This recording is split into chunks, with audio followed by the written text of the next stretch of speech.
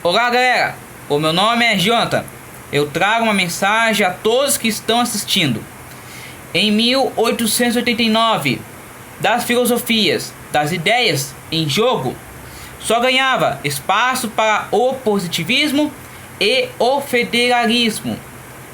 E entra no Brasil pelos militares com essa ideia que eles queriam romper com as tradições monárquicas e etc. para uma sociedade racional, planejado pelos tecnocratas. Os positivistas, eles queriam apagar o passado, e o positivismo surgiu na escola militar do Rio de Janeiro, e que havia doutrinação positivista junto à juventude militar, e atrai os militares. Por quê? Porque apesar de ser revolucionário, ele não é revolucionário no sentido marxista da luta de classes. Ele é revolucionário no sentido que ele quer refundar a sociedade a partir de uma visão teórica, saído quase literalmente da cabeça de um filósofo, empenhado na cabeça dos militares tão fundo. Eles queriam derrubar a monarquia. Impregnados pela mentalidade positivista, os republicanos tentavam disseminar as suas ideias a qualquer custo, porém sem sucesso. A ideia de república não é aceita pela população brasileira. Os candidatos do Partido Republicano raramente se elegiam para algum cargo, tendo em vista que os republicanos não tinham apoio da população. A única forma de tomar o poder era através de um golpe militar. As chances de sucesso eram mínimas, pois a Marinha do Brasil era extremamente fiel ao Império. A única esperança era o depositado Marechal Deodoro da Fonseca, herói da Guerra do Paraguai, mas que estava insatisfeito com o desperdício da monarquia em relação ao exército. Essa tarefa não seria fácil, pois Deodoro era amigo pessoal de Dom Pedro II.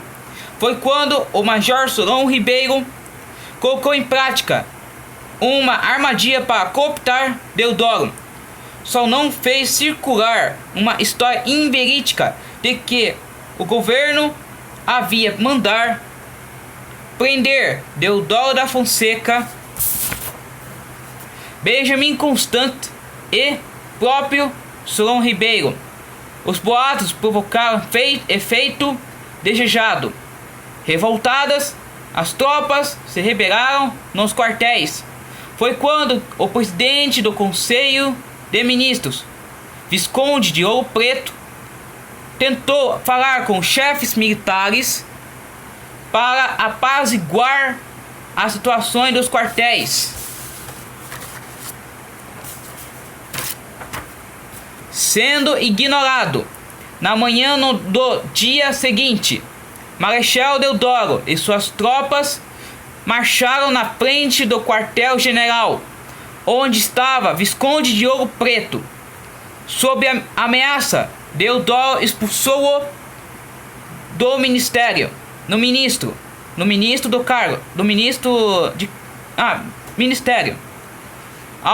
Apesar de ter demonstrado firmeza ao instituir o ministério, a queda da monarquia não foi anunciado.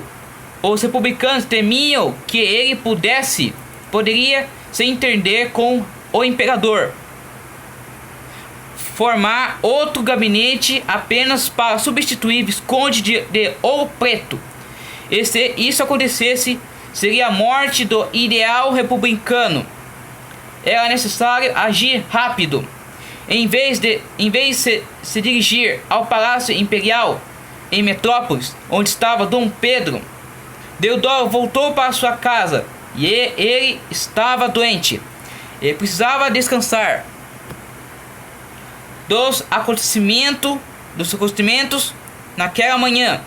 Aproveitando de suas fraquezas, os republicanos viram de uma oportunidade para executar o golpe. Redigiriam então a moção da proclamação da República, em que Deodoro seria nomeado como chefe do governo provisório. Os revolucionários foram até a casa de Marechal para tentar convencer a assinar. Para garantir a assinatura, os republicanos tinham de contar mais uma mentira. Mais tarde, se dirigiram à Câmara Municipal, onde proclamaram a República. Na improvisada cerimônia, com a falta de símbolos genuinamente brasileiras que representassem o novo regime, foi preciso improvisar. Não por coincidência, foi executado o hino nacional da França, berço dos revolucionários franceses, hasteado uma bandeira que imitava dos Estados Unidos, mas substituindo cores originais de verde e amarelo. Em Petrópolis, Dom Pedro recebeu um telegrama de Ouro Preto, relatando os acontecimentos. No dia seguinte, os republicanos declararam a expulsão da família real do Brasil, determinando o prazo de 24 horas para que o imperador deixasse o país.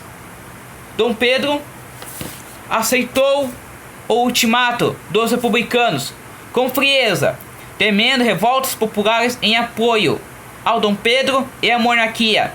O governo republicano decidiu antecipar o embarque, que o mais rápido possível. Nascia assim o regime republicano, às pressas, escondidos, em meio a trapaças e mentiras, e sem nenhum apoio da população. O manifesto que o governo provisório divulgou naquela noite anunciava que o exército tinha declarado deposição da família real, da família imperial, e o fim da monarquia, mas nem de um momento não mencionava a palavra república. Benjamin Constant afirmou no dia 15 que no momento oportuno a nação seria consultada sobre a troca de regime. Essa consulta prometida aconteceria somente um século mais tarde, em abril de 1993, ou seja, 103 anos após o 15 de novembro de 1889. Os brasileiros finalmente foram chamados a decidir se o Brasil deveria ser uma monarquia ou república. Tivemos 103 anos de uma república provisória.